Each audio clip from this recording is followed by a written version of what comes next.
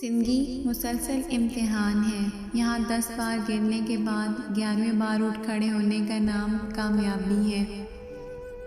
زندگی برف کی مانند ہے، اس کو اچھے کاموں میں گزارو، ورنہ یہ تو برف کی طرح پگھل ہی رہی ہے اور ختم بھی ہو جائے گی۔ انسان ہمیشہ تکلیف میں ہی سیکھتا ہے، خوشی میں تو پچھلے سبق بھی بھول جاتا ہے۔ زندگی آخرکار رلا ہی دیتی ہے، پھر چاہے ہم اپنے والدین کے کتنے ہی لاڈلے کیوں نہ ہوں۔ زندگی کے جس مقام پر بھی ہو اسے تسلیم کر لو، اور یہ بھی تسلیم کر لو کہ تم یہاں ہمیشہ نہیں رہو گے۔